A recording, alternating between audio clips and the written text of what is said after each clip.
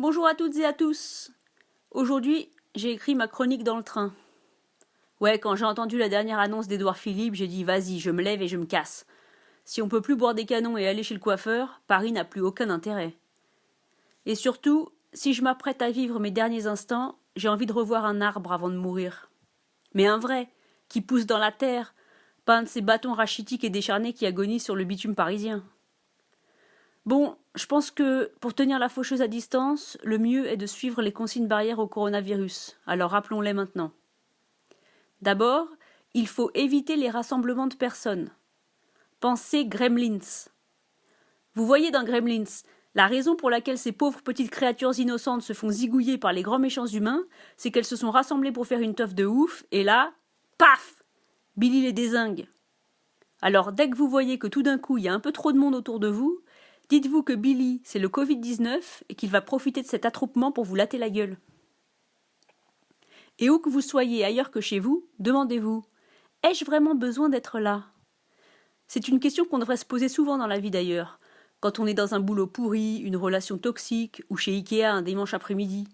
Demandez-vous, ai-je vraiment besoin d'être là? Ça vous rendra bien des services. Ensuite, si vous toussez ou éternuez, faites-le dans votre coude. Faites comme Sangoku. D'autant que si vous tendez l'autre bras en même temps, comme dans Dragon Ball Z, ça vous permet de respecter la distance de sécurité avec la personne qui se trouve à côté de vous, donc c'est tout bénef. Une autre technique pour vérifier que la distance de séparation est bien respectée, c'est le tourniquet. Vous écartez les bras et vous vous mettez à tournoyer sur place. Les gens qui se prennent des baffes, c'est qu'ils sont trop près. Mais si vous avez giflé quelqu'un dans la tronche, vous êtes bon pour devoir vous relaver les mains.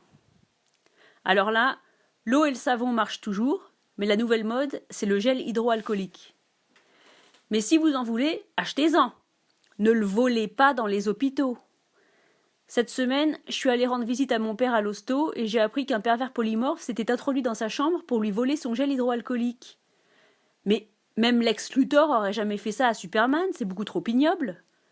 En plus, mon gars, tu te tires une balle dans le pied en faisant ça. Parce que ouais, peut-être que tu mourras pas tout de suite du Covid-19, mais quand tu finiras par clamser, tu reviendras en ver de terre. Faut penser sur le long terme. Le mec qui vole son gel hydroalcoolique à un hémiplégique en pleine sieste, il revient pas en Angelina Jolie, faut pas rêver. Un truc qu'il faut éviter de faire aussi, c'est de vous toucher en permanence les yeux, le nez, la bouche. Bon, pour les mecs, ça devrait pas être un problème. Après 10 minutes de confinement, ils auront déjà commencé à se toucher ailleurs. Pour finir, si vous êtes suicidaire, trouvez un moyen plus efficace de vous foutre en l'air que d'attraper le Covid-19. Allez directement à la case obsèques sans engorger les hôpitaux. C'est ce qu'on entend par solidarité nationale. Bon, je crois qu'on a fait le tour. Moi, je vais aller faire un câlin à un arbre, parce que j'ai encore le droit. À la semaine prochaine, et en attendant, restons joyeux.